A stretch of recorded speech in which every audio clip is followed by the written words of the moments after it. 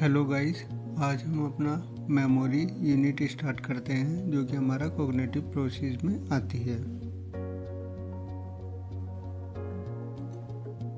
अब हम मेमोरी का इंट्रो देखते हैं। Memory play a very important role in our learning and psychological growth. अब जो मेमोरी होती है वो हमारे लर्निंग प्रोसेस में और हमारे साइकोलॉजिकल ग्रोथ में इम्पोर्टेंट रोल प्ले करती है। Through memory of our past experience, we handle new situation. It helps us in our relearning, problem solving and thinking. अब हम मेमोरी के थ्रू जो हमारे पास्ट एक्सपीरियंस होते हैं उनसे नई सिचुएशन जो होती है हमारी उन्हें सॉल्व आउट करते हैं और ये हमारी हेल्प करती है प्रॉब्लम को सॉल्व करने में और थिंकिंग में।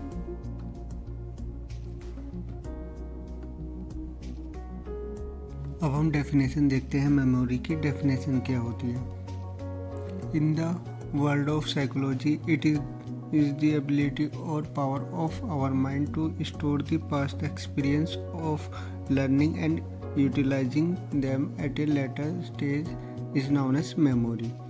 अगर हम साइकोलॉजी में बात करें तो मेमोरी जो होती है वो हमारी एबिलिटी होती है माइंड की, या पावर होती है माइंड की जो कि हमारे पास्ट एक्सपीरियंस को स्टोर करके रखती है जो कि हम आगे नेक्स्ट यूज कर सकते हो।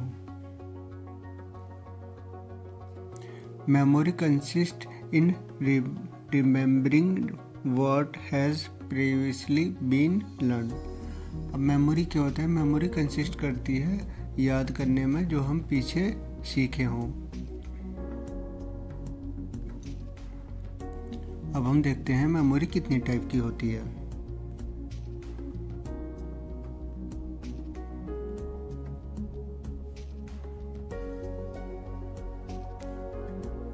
अब हम देखते हैं मेमोरी का फर्स्ट टाइप है जो कि है हमारा सेंसरी मेमोरी। ये हमारी इमीडिएट मेमोरी के नाम से भी जानी जाती है। Sensory memory is the brief retention of sensory information, visual, auditory, etc. for a very short duration, typically less than a second. अब सेंसरी मेमोरी क्या होती है। सेंसरी मेमोरी हमारी मेमोरी का वो टाइप होता है जो कि बहुत शॉर्ट ड्यूरेशन के लिए होता है। ये कुछ सेकंडों के लिए हमारी चीज़ों को याद करने में हेल्प करता है। It serve as the initial state in the memory process. और ये हमारा शुरुआती स्टेज जो होती है मेमोरी का उसमें हेल्प करता है। Allowing the brain to filter and process incoming stimuli. और ये हमारे ब्रेन को अलाउ करता है कि वो स्टिमुलाई से जो इन्फॉर्मेशन आ रही है उसे प्रोसेस करे और उसे फिल्टर करे।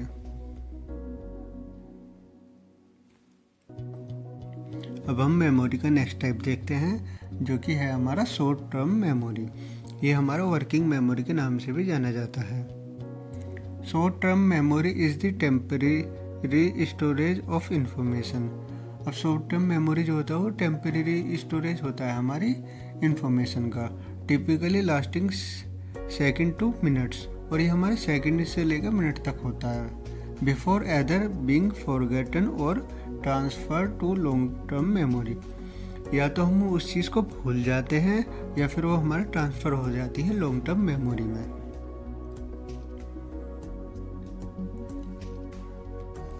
अब हम मेमोरी का नेक्स्ट टाइप देखते हैं जो कि है हमारा long term memory. Long term memory is a type of memory storage that can hold information for an extended period. अब लॉन्ग टर्म मेमोरी जो होता है हमारा वो मेमोरी का स्टोरेज का वो टाइप होता है जो कि हमारी इन्फॉर्मेशन को होल्ड करके रखता है एक लंबे समय तक, ranking from days two years, कुछ दिनों से लेकर कुछ सालों तक। It involved the encoding, consolidations and retrieving information, contributing to our ability to remember events, facts and experience over the long term. अब ये क्या होता है, इसमें हम अपनी पुरानी चीज़ों को रिकॉल करते हैं और हमारे जो इवेंट हैं या फैक्ट हैं या हमारा प्रीवियस एक्सपीरियंस जो रहा है उसे याद करने में हेल्प करती है। अब हम देखते हैं हमारे कौन कौन से फैक्टर हैं जो हमारी मेमोरी को इन्फ्लुएंस करते हैं। इसमें पहला है हमारा sleep. Quality sleep is crucial for memory consolidation. अब जो हमारी अच्छी नींद होती है वो हमारी मेमोरी की जो एक्टिविटीज़ है उसे इम्प्रूव करने में हेल्प करती है। दूसरा है इसमें stress level. High stress can negatively impact memory while moderate stress can enhance it. हमारा जो हाई लेवल का स्ट्रेस होता है वो हमारा नेगेटिवली इम्पैक्ट डालता है हमारी मेमोरी पर, जबकि हमारा जो मॉडरेट स्ट्रेस होता है वो हमारी मेमोरी को बढ़ाने में हेल्प करता है। अब इसमें नेक्स्ट है हमारा nutrition. A balance diet with nutrition like omega 3 fatty acid support brain health and memory. अब हमारी एक गुड हेल्थी डाइट जो होती है वो हमारी जो ब्रेन सेल्स होती है, ब्रेन की हेल्थ जो होती है, उनके डेवलपमेंट और उन्हें हेल्दी रखने में हेल्प करती है। अब इसमें नेक्स्ट है हमारा एक्सरसाइज।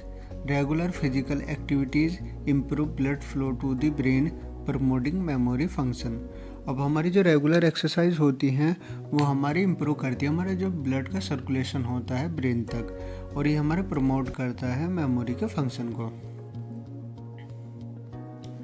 इसमें नेक्स्ट है हमारा cognitive stimulation. Engaging in activities that challenge the brain like puzzle और learning new skills can enhance memory. हमें ऐसी एक्टिविटीज़ को करना चाहिए जो कि हमारे ब्रेन के लिए चैलेंज देती हो, जैसे कि पजल होते हैं, नई नई चीज़ों को सीखना होता है जो कि हमारी मेमोरी को इन्हेंस करने में हेल्प करती है। अब नेक्स्ट है इसमें हमारा emotional state. Emotional experience can impact memory formation and retrieval.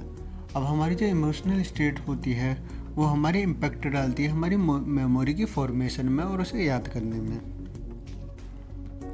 अब हमारा नेक्स्ट है इसमें health condition. Certain medical condition and medication में अफेक्ट मेमोरी। हमारी कुछ मेडिकल कंडीशन होती हैं, कुछ दवाइयाँ होती हैं जो कि हमारी अफेक्ट करती है मेमोरी को। और इसमें हमारा नेक्स्ट है age. Memory ability can change with age with some decline in older adults. अब मेमोरी की जो हमारी एबिलिटी है वो चेंज होती है हमारी एज के साथ में, और हमारे जो ओल्डर अडल्ट होते हैं उनमें मेमोरी डिक्लाइन होती रहती है। Genetics. Genetic factor play role in individual difference in memory function. जो हमारे जेनेटिक होते हैं वो हमारे एक इंडिविजुअल को दूसरे इंडिविजुअल के मेमोरी से डिफरेंस यानी कि अलग अलग करते हैं। Environmental factor. Surroundings and lifestyle choice contribute to overall cognitive health and memory performance. और जो हमारे इन्वायरमेंटल फैक्टर्स होते हैं जो कि हमारे आसपास में रहते हैं या हमारा लाइफस्टाइल जो होता है वो हमारा कंट्रीब्यूट करता है हमारे कॉग्निटिव प्रोसेस में, कॉग्निटिव हेल्थ में और हमारे